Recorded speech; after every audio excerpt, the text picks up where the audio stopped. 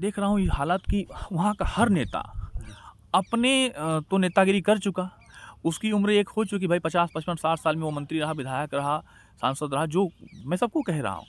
अब अपने वह काम कर लिया तो वो चाहता है कि भाई हमारा बेटा निकल जाए। तो अब लोग क्या करते हैं कि समाज की बातों को पोस्ट नहीं करते हैं सोशल मीडिया पर, समाज की बातों को मीडिया में नहीं देते हैं, समाज की बातों को समाज में नहीं करते हैं, वह अपने बेटे की बात समाज में करते हैं, अपने बेटे की बात पोस्ट करते हैं। तो यह तरीका चल रहा है, यह ट्रेंड चल रहा है कि भाई हम 50 साल हम नेता रहे, हमने देश को लूटा और हमारा बेटा लूटेगा। तो लोगों को इस चीज़ से कोई फ़र्क नहीं पड़ता है कि भाई समाज में कौन गरीब है, बेबस है, लाचार है, परेशान है, मजदूर है, कौन किसकी क्या हालत है, उससे कोई किसी को फ़र्क नहीं पड़ता। फ़र्क ये पड़ता है कि ये कमज़ोर, बेबस, लाचार, मजबूर रहेगा।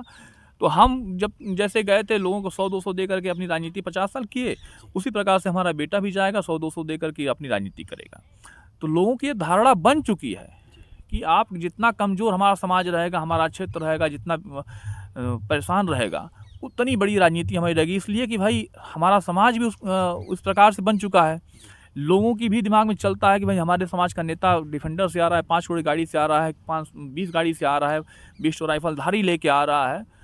तो लोगों के दिमाग में ये चलता है, उसी प्रकार से अपने नेता का उकत आंकते हैं कम से कम। लेकिन लोगों को, आम जनमानस से मैं कहना चाहता हूँ कि लोगों को यह समझना चाहिए कि हमारे बीच का नेता जो कि आज के 10 साल पहले खाने के लिए परेशान था, आज विधायक बन गया, मंत्री बन गया, सांसद बन गया या कोई प्रतिनिधित्व कर रहा है, आज वो 4-4 10-10 गाड़ियों से क्यों चल रहा है?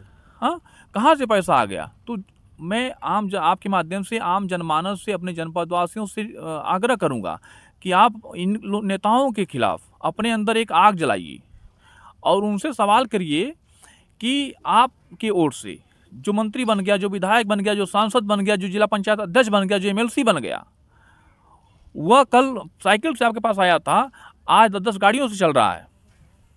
लेकिन आपकी स्थिति, आपके पास अगर कल साइकिल थी तो आज खाने को नहीं है। आखिर क्यों? एक आग जलाइए और इन नेताओं से पूछिए, एक जलन की बात रखिए। मैं नहीं कह रहा हूँ कि आप उनसे दुश्मनी रखिए, लेकिन कम से कम इतना तो रखिए कि सवाल पूछने का अधिकार आपका है। उनसे पूछिए कि आपके वोट से वो व्यक्ति इतना आगे बढ़ गया और आप जहाँ के तहाँ रह गए, आप एक-एक रोटी को परेशान हैं, एक-एक पैसे को परेशान हैं। तो ये बड़ा सवाल है समाज से और इन नेताओं से भी कि भाई आज आप समाज की बात क्यों नहीं करते हैं? आप समाज, आज की परिभाषा समझ रहे हैं समाज की? आज लोग कहते हैं कि मैं समाज सेवी हूँ, मैं राजनीतिज्ञ हूँ। एक समाज है तो समाज का मतलब ये होता है कि पूरे समाज, पूरा एक जिसमें सब लोग समाहित हो जाएं, चाहे वह किसी जाति, वर्ग, धर्म, मजहब का हो, सब में जो जिसमें सब समाहित हो जाए उसे समाज कहते हैं। लेकिन आज समाज की परिभाषा नेताओं ने, लोगों ने ऐसा बांट दिया है कि यह क्षत्रिय समाज के हैं, ब्राह्मण समाज के हैं, यादव समाज के हैं, या राजभर समाज के हैं। इस समाज को ऐसे बांट दिया लोगों ने और इसका फायदा जानते किसको मिलता है? ऐसा फायदा नेताओं को मिलता है जो राजनीतिक रोटी सेकते हैं और अपना अपना ये राग अलापते हैं कि भाई हमारे समाज की बात है, हमारे लोगों की बात है, हमारे भाइयों की बात है। अरे भाई, तुम्हारे भाइयों की, तुम्हारे लोगों की, तुम्हारे समाज की बात है तो काहे नहीं दे देते? बहुत सारे समाज में, एक तहसील को उठा के देख लीजिए आप, एक तहसील में जितने भी अन्य अन्य समाज के लोग हैं, वहाँ भी बहुत सारे लोगों घर आज भी शाम को अगर उनके घर का व्यक्ति कमा कर ना लाए, मजदूरी करके ना लाए, तो उनके घर रोटी नहीं बन पाएगी। इसकी बात काहे नहीं करते लोग? ये बड़ा सवाल है लोगों से। और मैं बिल्कुल आपके माध्यम से पुनः कहना चाहता हूँ कि ये अगर जितने लोग सुने, कम से कम एक बार तो सोचें कि आखिर ये नेता इतने बड़े हो कैसे जाते हैं और आपकी सुध क्यों नहीं लगते? 5 साल बाद जब मंच संभालते हैं नेता तो बड़ी बड़ी अच्छी अच्छी बातें करते हैं, समाज का ध्यान आ जाता है, समाज की बातें आ जाती हैं, मतलब लगता है कि सारी पीड़ा समाज की इनको ही है। लेकिन यही समाज का व्यक्ति, मैं लिख के देता हूँ, कोई गरीब व्यक्ति जाकर के इन नेताओं से मिल ले, इन बड़े लोगों से मिल ले, नहीं मिल पाएगा। मैं कुछ पूछने ही वाला था, आपने उसी में मनोज जी उस शब्द को समाहित सा कर दिया। मैं खुल के आज आपसे कहूँ, जैसे कोई किसी जाति को लीड करता हूँ, आज मैं खुल के ऑन कैमरा, मैंने किसी से भी नहीं पूछा, ना कोई नेता, लेकिन आज पहले मैं एक समाज सेवी से वो आवाज़ अगर मैं चाहूँ, आप देखते हैं ना कि जो जिसे लीड करता है वो उसके ही स्वजातीय लोग ज़्यादा रहते हैं। क्या राजनीति को ये खराब नहीं कर रहा है? आगे की राजनीति का भविष्य आप कहाँ देख रहे हैं? देखिए, अब यह आम जनता को समझना पड़ेगा, लोगों को समझना पड़ेगा कि आपका नेता कौन है। देखिए, नेता अगर आप अपनी जाति से पैदा करते हैं तो समझिए कि वह कल को पूरे समाज को विनाश की तरफ ले जाएगा। जी। तो और कल को जब गृह युद्ध होगा तो जाति पे होगा, जी। धर्म पे होगा, मजहब पे होगा। तो ऐसा मतलब हम खुद बोल रहे हैं। जी। तो ये वोटरों को चाहिए कि जाति पे वोट कभी मत दीजिए। जाति, धर्म, मजहब पे अगर आप वोट करते हैं तो बिल्कुल मत करिए।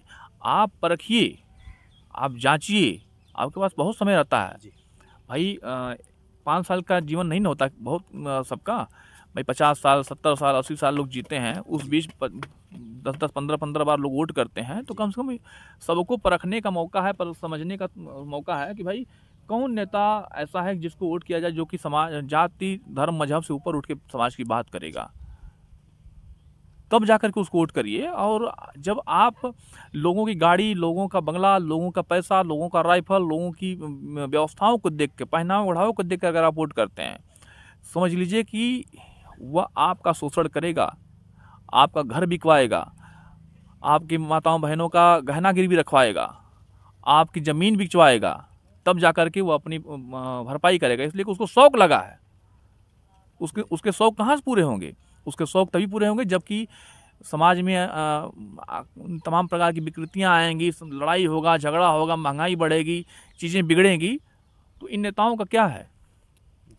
इनका तो भाई है ठीक है, हम अपनी व्यवस्थाओं को सुचारू करते रहें, हम करेंगे, हमारे उसके बाद हमारा बेटा करेगा। जैसा कि आप देख रहे हैं, हमने बताया भी कि भाई एक वंशानुगत हाँ चल रहा है। तो ये स्थिति बनी हुई है। तो मैं समाज से अपील करना चाहूँगा कि ऐसे लोगों का बहिष्कार करिए और सवाल करिए ऐसे लोगों से कि भाई आपने किया क्या।